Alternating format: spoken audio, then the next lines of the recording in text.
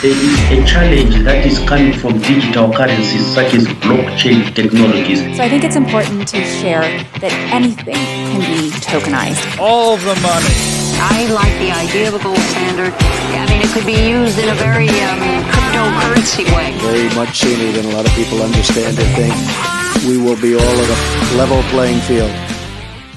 Hey, welcome to the show. I have a special guest with me today, Chris Turner from Kula Dao. They're doing some amazing work in Africa that we're going to break down today, and you can find out the backstory as well as how you can participate and support the project if you're interested. So welcome to the show, Chris. Very nice to see you. It's great to be with you. Thank you so much for having me.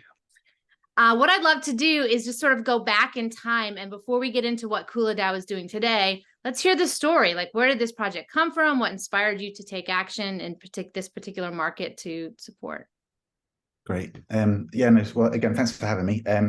It's really great to talk. I love talking about the project and where we've got to and why we exist. It's very personal for each one of the founders. Really, we've all got our own journey. So I'll talk about mine, and maybe another time you can have those guys on and they can share this too. But for me personally, my career has been in international development, and I've spent 25 years hovering around different Asian, African, and even Middle Eastern countries, working on multilateral, bilateral, various different development and aid projects. And I think the crux of that was actually around 2011, and I was part of an assessment team on a multi-billion-dollar project out in East Asia. And we did the assessment, and at the end of the process of the $2.5 billion that we were assessing, about 300,000 had gone down to the grassroots, to the actual people on the ground, for its intended use. And I think at that point, I was kind of more and more demoralized and becoming more cynical with the overall process of where tax dollars get spent. And at that point, I just started thinking there's got to be different ways to manage these processes. And then within that, I would work with projects where at the grassroots, they may report 10 people who got reached on a particular intervention.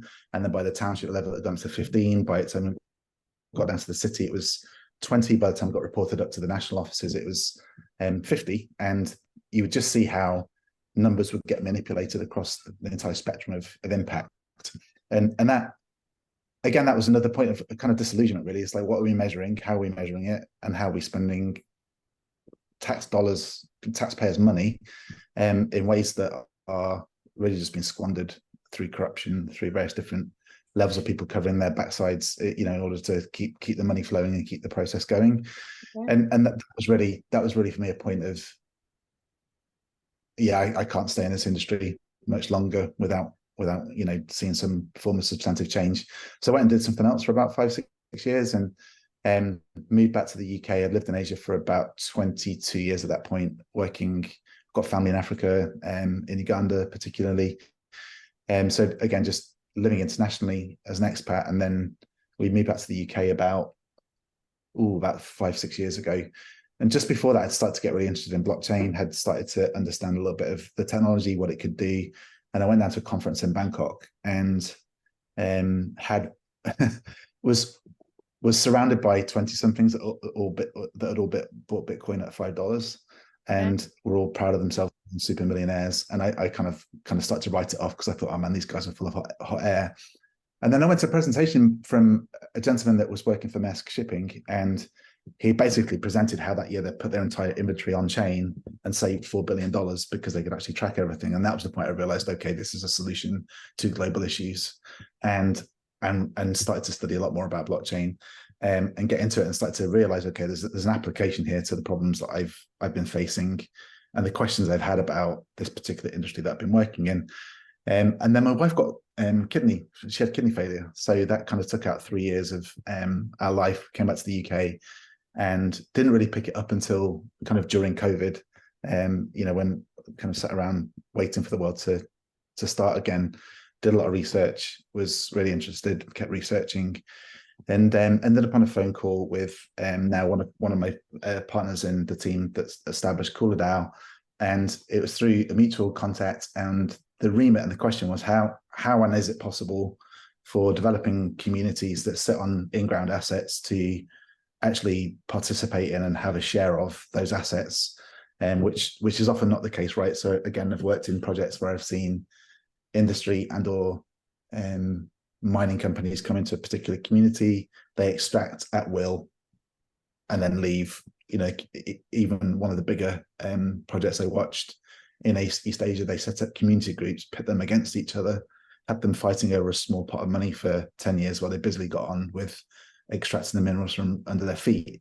And so it's like lip service is given to a process. And I'm not saying that's the case for all projects, but I've seen enough to know that actual local communities don't get to participate, don't get any governance, don't get any choice in what's happening. And they're the ones that lose out. At the end of the day, they're left with tailings that are filled with cyanide and mercury, and there's no proper cleanup and there's no accountability in the process. And so the question was, can blockchain provide a solution to that? And we're on the call with my partner, who's been working at that point in blockchain for several years. And we just got talking, and we carried on talking, and we wrote a first version of our white paper theorizing, would it be possible? How could we do it? And spent about 6 months talking to people in the industry and asking the question, are we just insane? Are we crazy? Is this possible? And trying to just do that kind of like due diligence research before you commit to something substantial. Are we going to be wasting our time if we do this? And even though we got the green light, we've still thought that multiple times since then.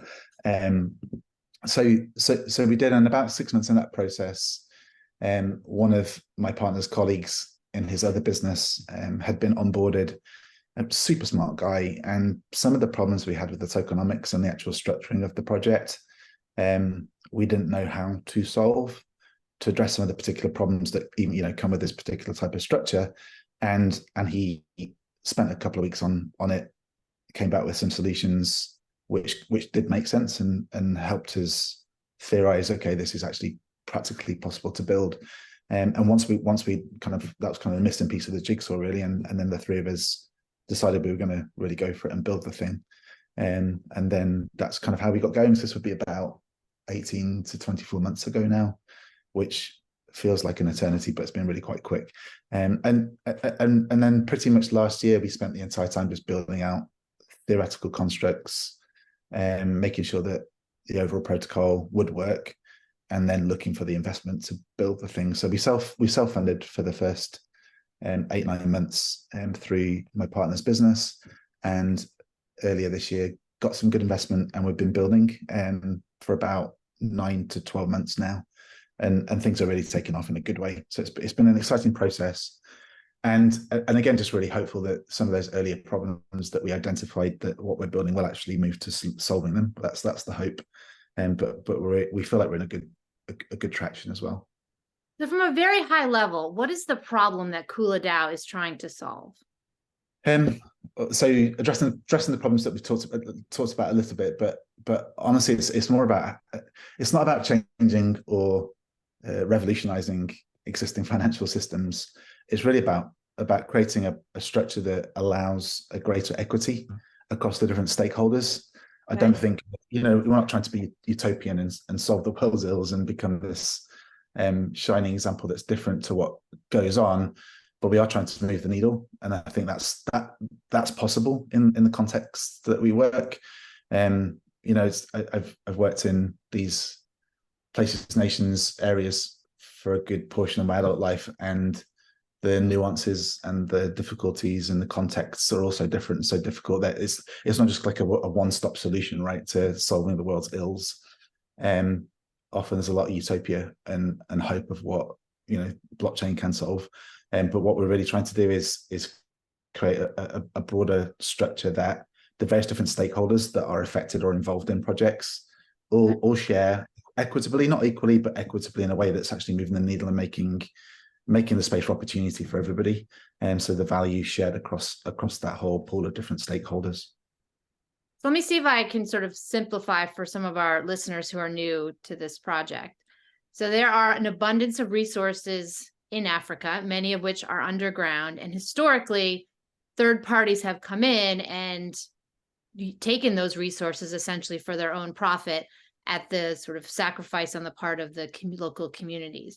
So you guys are coming in and saying, these resources have value and we're going to extract them, but we're going to do it in a way that everybody wins. Not only do the people mining it, but the communities and those who live in that area are able to benefit as well. Would that be accurate? That's accurate, and I think the difference in our project is where there's a lot of talk about tokenization and the fractionalization of assets because Okay. we're working through a DAO. We're really interested in the governance side of that equation, and that's what the DAO structure allows for.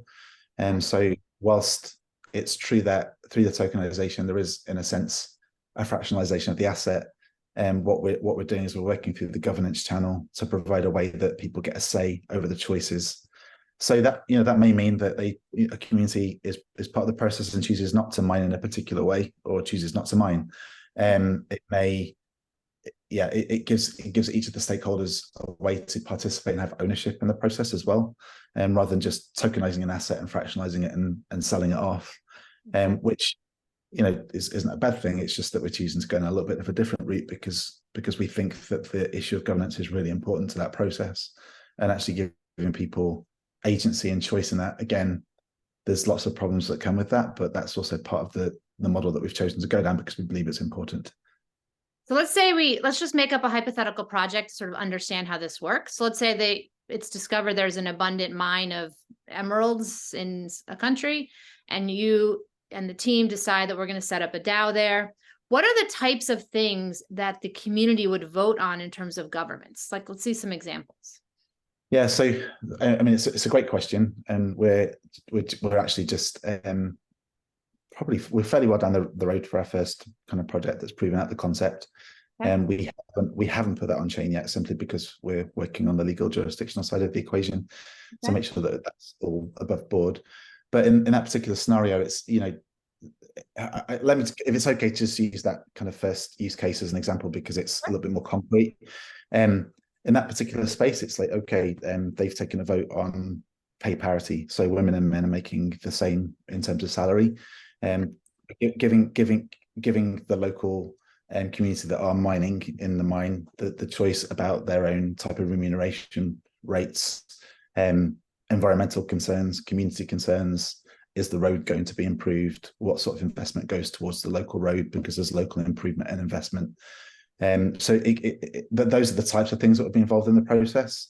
But again, they're able to make those choices and be part of the process in a way that's recorded, immutable, accountable, transparent, and not done in a way that's kind of pushed off to the corner and can be ignored because they're inherently bound to the overall protocol through their equity and token share.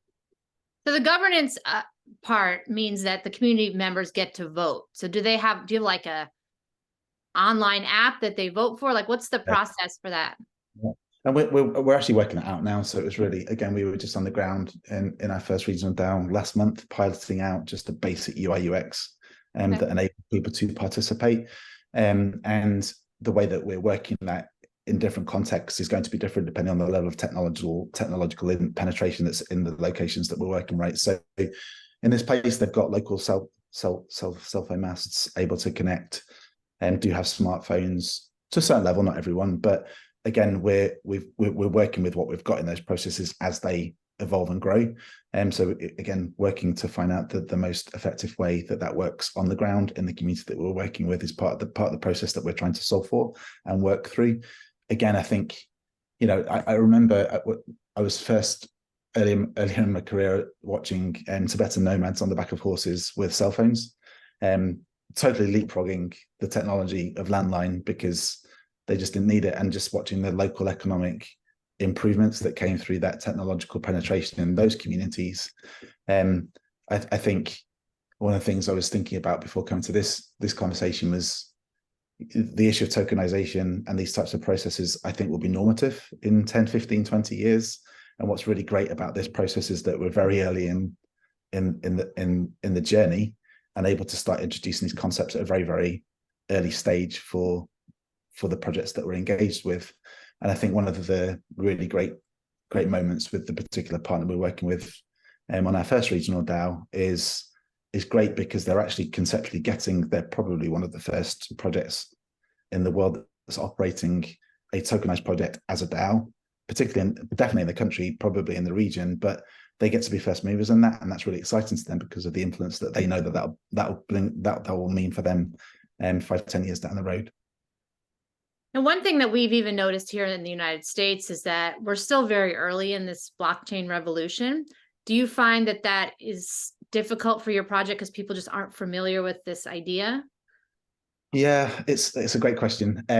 One of the best things that we've done in the last 6 months is we were part of another project that we're trying to onboard multiple DAOs to a platform that was essentially designed to help DAOs make governance choices, and it was quite buggy and a bit frustrating. But the best part of that process was meeting other DAOs and DAO leaders, and one of the most helpful conversations happened as a follow-up call to a group, onboarding session, and it was based, and you might even know it. So it was based in South Africa, in a fantastic DAO, and I really, really enjoyed the wisdom and perspective of that founder, where they were solving for problems across communities in South Africa that the local government weren't able to do so, and seeing incredible success to the point where it's getting the attention of local leadership. And I asked him, so where have you managed with the actual DAO application is, and actually working with local community, educate them on how the DAO operates and is functional? And he basically said, we just don't talk about the DAO. we don't even mention the concept, we don't even mention the technology, we don't even mention the way that all the technology behind it is working to the majority of the participants within the community. And I was like, well, that's really interesting. And what are the implications of that? Is like, well, first of all, the first implication is it works, because people enter the UI UX process and they don't necessarily need to understand what's going on behind the hood of the engine, and yet we get full participation, and it's transparent and open to the people that are interested and want to be involved. But we're seeing the impact happen, and then slowly working at the educational process with the community so that there's more and more awareness. So they built a bunch of training and educational processes that people that were interested could learn, but they didn't put that before the actual engine of what they built, because they found that when they did try and talk about the engine all the time, there was no participation, no engagement, no interest, because it was too ethereal, too beyond the understanding of where people are at. So I actually really like that approach, in a sense, because they were able to demonstrate the power of their protocol and their usage, and then where there was interest in understanding, they could educate and build on that, but it wasn't hindering or impeding the development of their projects or the impact of what they were achieving, because they weren't getting people tied up in the knots of not understanding what the technology could do. So I think what you're asking is a really great question, and we're really early in this whole process, right? It's like sometimes I feel like we're talking to people how to plug in a modem in 1995. Sometimes, in terms of actually understanding what's going on. But I think for the people that are really there at this point and really grasping and understanding what the sector can do and what opportunities there are and what hope there is for change and transformation through it, I think it's really interesting to see where people grasp that and do move forward with things. So it's a struggle. I'm not going to say it's not, but I think we're laying the rails in this particular project from a mass engagement of what we're trying to do. And I think I'm really excited to be here at this point with the development that we've got, because I think as particularly as younger generations on board and it becomes more normative, I think I'm quite excited to see where that goes. And somebody has to go first. Sorry, say again? Someone has to go first. Someone's got to go first. And I also don't think we're first. I think there are other players and there are other projects out there, but we're definitely early in the story and the journey. So I'm kind of curious about this sort of embracing of this from another angle.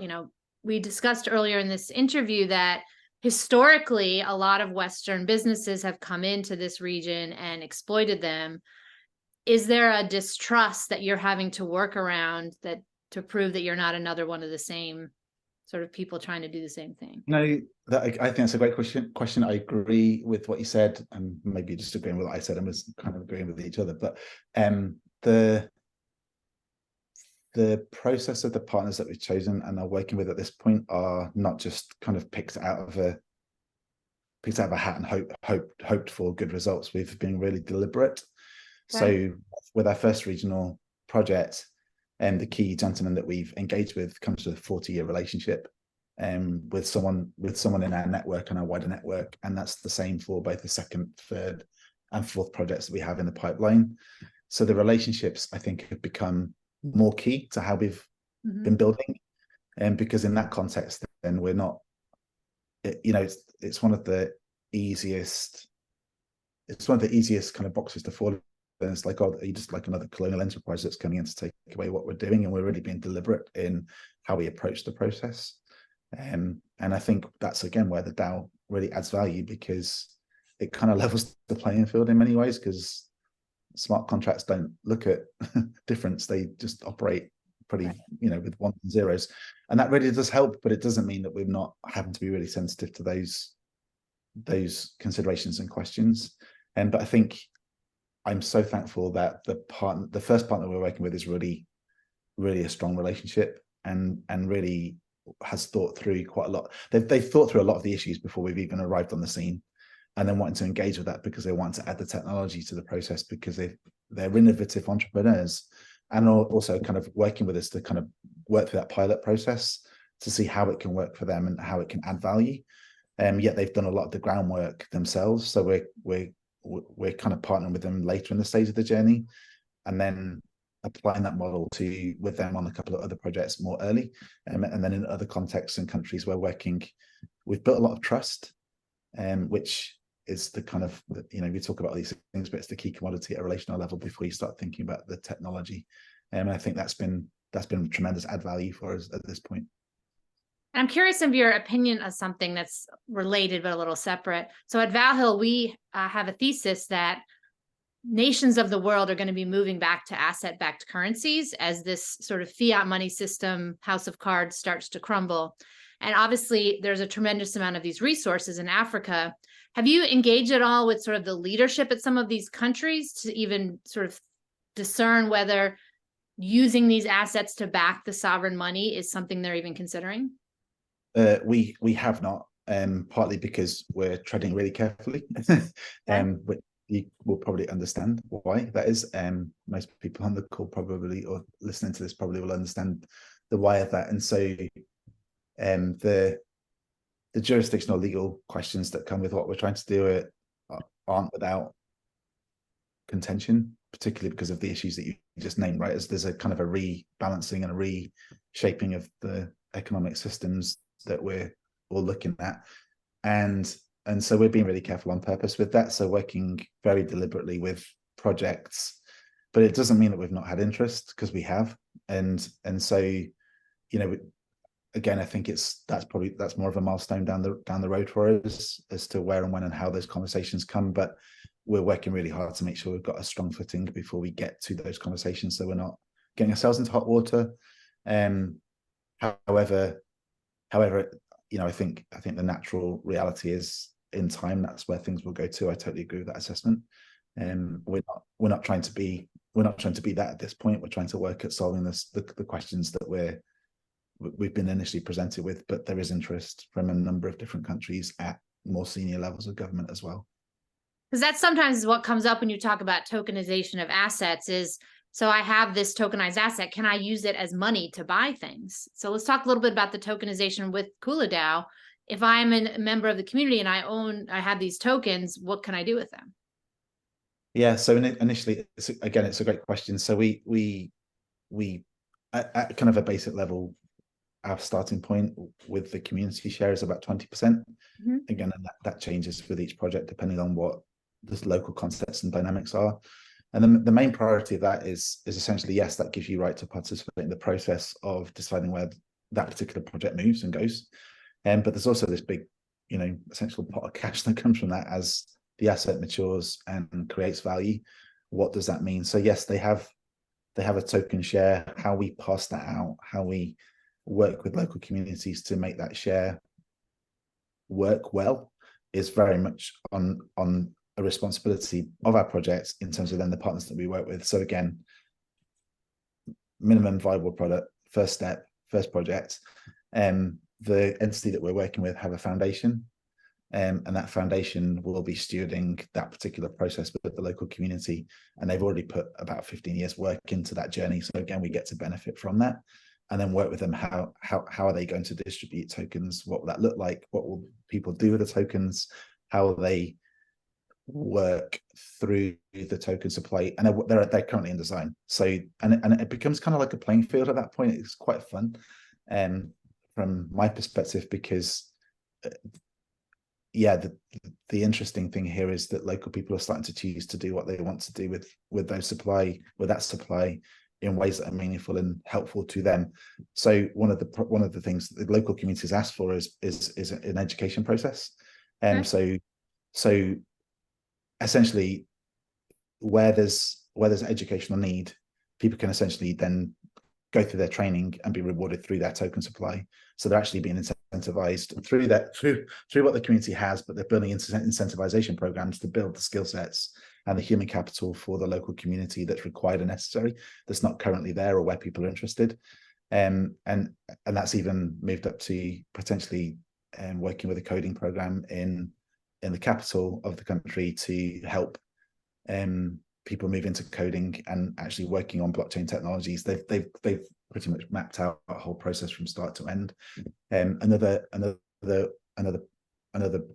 they're working on is a dividend program. So where the token supply is there, where catalyzed small microeconomies are built, again, it almost goes to a tertiary level in our model, but they're working on that themselves, where they're actually then taking the supply, that small economic development is being catalyzed through their token supply, and where and how that then replenishes a larger pool for the wider community.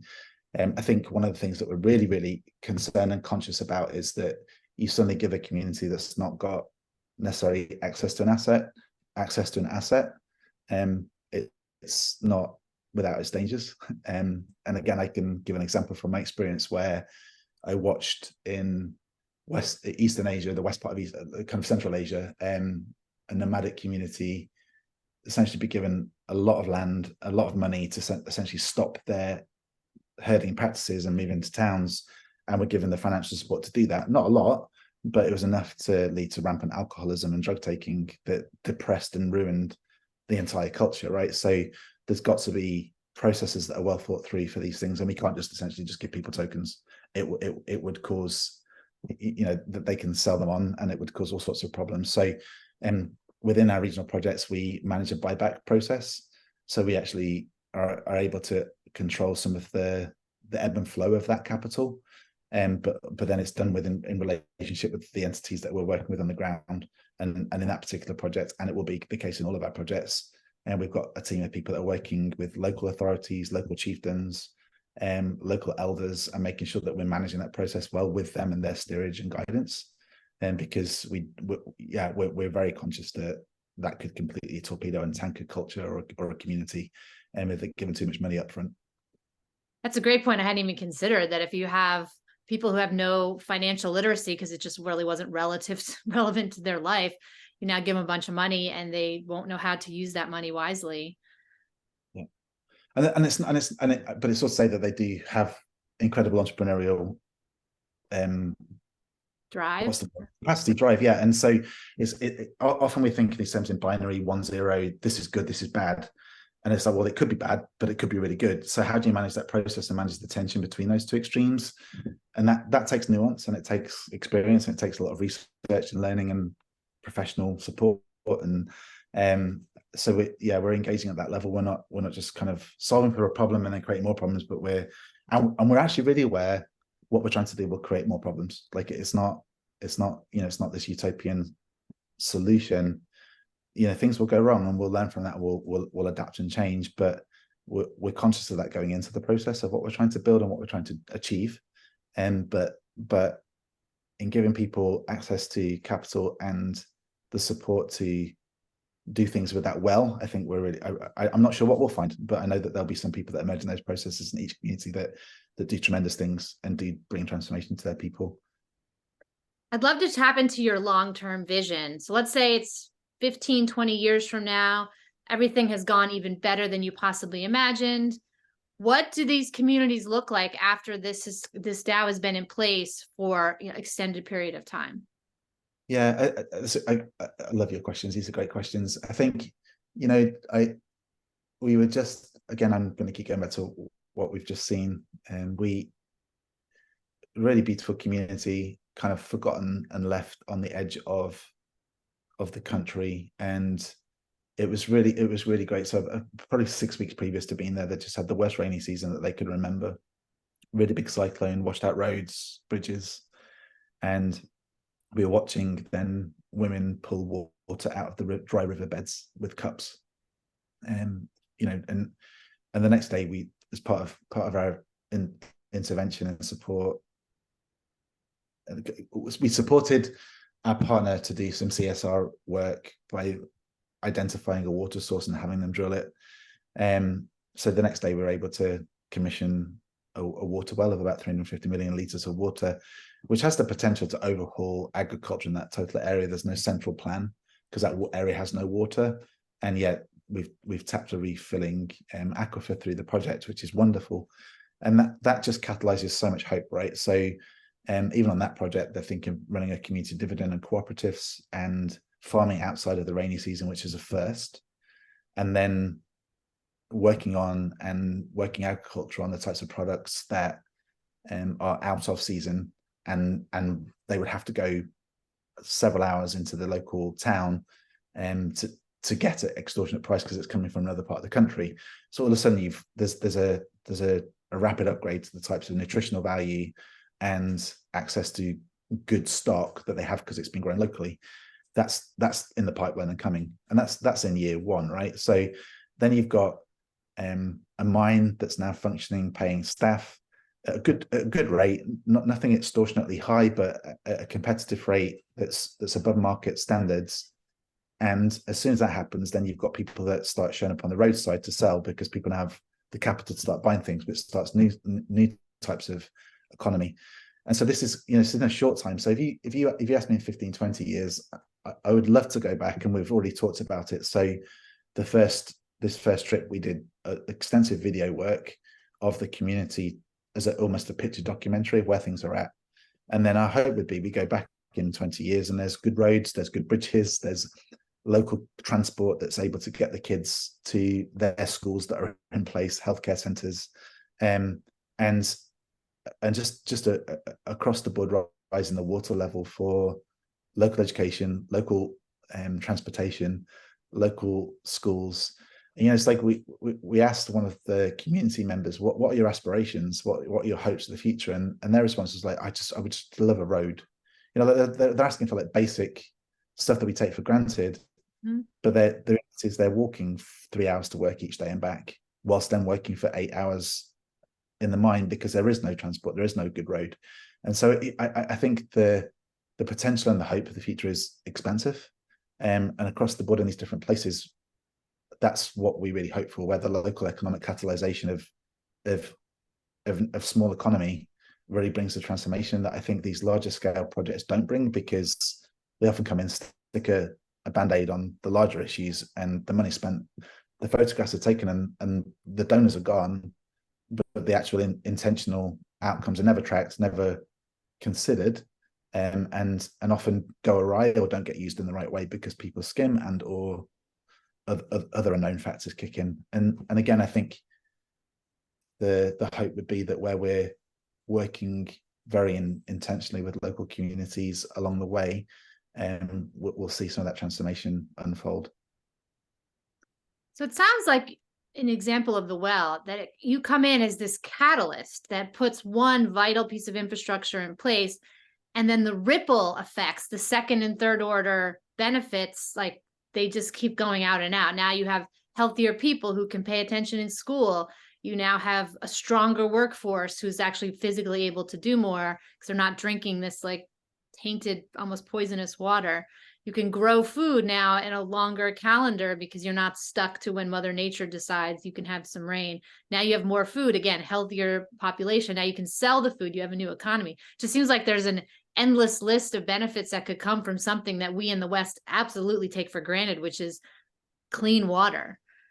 So are wells a big part of the Kula Dao mission, or is that sort of one of many things, including mining? I think it's one of many things, and I think where we've been talking a lot about commodities in Africa, that doesn't mean that Kula Dao is stuck in commodities in Africa. We've got clients that who are exploring smart city penetration in North America. We've got other regional projects around the world actually that are in the pipeline that aren't just about working communities in Africa. So looking at rental models, real estate models, and wherever there's a value proposition and where communities or stakeholders around that particular asset will where they're all got interests in where that goes and can be aligned through the DAO technology in terms of their participation and governance of that process, we're interested to work. And we're not stuck in that one particular area or even continent. We're working across the board and developing in other places too. But yeah, it's a little bit more broad than that. So, you know, in that story that I just told you, yeah, we worked on a well project because it was the primary need. And we also were able to identify some other and larger aquifers that we will probably turn into other projects, one of them being a DAO. Again, that gives a lot of opportunities for agricultural impacts, maybe even hydroelectric power. We'll see. We're not sure where that goes. And again, we're more dependent on our local partner to move that forward at this point, although the ideas and the concepts are there. But for each of the projects, yes, in the context that we work, there are, I think, unintended benefits that we don't see and hope for. I mean, but that's the point, right? I think one of the most compelling stories I've ever heard in terms of just in terms of a test of what can happen in the community is a story in India where the project research team, they put a computer screen and an access to a keyboard and a mouse in a wall in a community it was in Mumbai, and they went back a couple of weeks later. The kids had figured out how to play games, connect to the internet, and after 2 months had figured out how to monetize and make money from the computer screen. After just a couple of months of it just being left there. So they retried it in another slum district on the other side of the city, same result, right? So whenever there's access to different types of technology and opportunity, people are creative, people are innovative, and so I think that idea of being a catalyst is really helpful, because that's what we really do want to be. We're hoping that we are catalyzing change, and not necessarily trying to structure or shape or control what that change looks like, but create the space for the opportunity for communities to thrive. Amazing. So if someone watching this wants to be a part of Kula Dao and participate or contribute in some way, how can anyone do that? So yeah, at this point we're building our protocol. So we're building the project and it's going good. We're pretty close to the first launch of all the smart contracts and the UI UX, which is great. And the marketing process, which our team have been fantastic and working on, is going full throttle on most social media platforms. So of course people can follow and track what's going on with the project. We have, at the moment, we're doing monthly AMAs, Ask Me Anything, where you can meet the founding team, jump onto that call and hear more about where the project's at, how it's developing, where it's going. That happens on the first Wednesday of every month. And I think these guys, our marketing team, will be moving it up to once every 2 weeks fairly soon. And then you can join our Discord channel, right? So we've been working quite a lot over the spring on our governance and constitutional processes. We've got some fairly robust checks and balances. So whilst we're decentralized, we're not fully decentralized autonomous organization. We're essentially moving towards decentralization over a process of managed process, so that we can ensure that the project protocol moves in the direction that we've intended to go without it being moved in a different direction by community voting. So we've built in some safety checks and balances in the whole governance side of the equation, and yet we'll continue that process and that journey moving forward. But that means that we're about to launch the guilds. So I kind of ways that you can engage the project, even partner with, do some work for Kula Dao through the guilds. That's in the pipeline and coming. So we're excited to see where that goes and how we grow the community as they engage and work with the project. If you have an idea for a project, if you're listening to this from a country and think, we could be a DAO, we could be a regional project that needs investment, that we would love to see community impact as a result of what we're doing, get in touch with us. We'd love to have that conversation and work with you, and potentially partner together. So there's lots of different ways that people can be engaged. And at this point, the best way to do is go to our website, kuladao.io, join the social media channels, come to the AMA, jump on Discord, and you'll be able to track and be part of the be part of the project. And we're hoping to launch later this year, and we feel like we're on track towards that. There are a few mitigating factors a little bit outside of our control, but we feel like we're in a good process and moving forward. So that's kind of where we're at, and you'll be hearing about the ICO, I'm sure, if you're part of those channels and track where we're at. And I'm curious if it's part of the long-term roadmap to have people from Western countries like the US, for example, who are watching a podcast like this, to actually go and contribute their labor to some of these projects. Is that something in the roadmap? You know what, that's definitely possible. We haven't even thought about that yet, but it's definitely possible. And where people want to get engaged and be involved in things like that, that we can certainly have that conversation. We're not close to it. We just haven't even thought about it or got there yet, but it would seem like that's a natural consequence of what we're doing. And some people might want to contribute money, but they also might want to contribute their own sort of time and energy as well. So amazing. So wow, I just fell in love with this project from the first time I heard about it and was so eager to meet with you guys. And it's just amazing to see that you're combining, sort of the beauty of capitalism, but doing it from a benevolent, compassionate angle, and not being another company going in and exploiting resources. That, this could really be a paradigm shift, and hopefully other resource sort of extractors, for lack of a better word, will follow this model and, get the benefit of leveraging these assets, but not doing it to harm the communities that the assets sort of come from. Great. Yeah. It was wonderful to meet you. Any parting words of sort of wisdom for all of us sort of looking to kind of make the world a better place? That's very kind of you to ask, but no, I would not consider myself that wise or smart. But I do want to say thank you for taking the time to listen. I hope this was inspiring to some of you, and I am really excited I wish I could go 10-15 years ahead, look back to these days, and I also wish I could see into the future a little bit of what the actual reality looks like as the market moves globally in this direction, and where blockchain becomes more normal and normative to everyday use. And I'm just looking forward to seeing what that looks like, and really hopeful for what it can achieve, even with all of the crazy of this last year and the ups and downs of the wider crypto market. I think blockchain is an incredible technology that is going to be transformational, and excited to be part of a community that's tracking that now and helping build it for the future. I agree. Thank you very much, Chris. You're welcome. Thanks so much.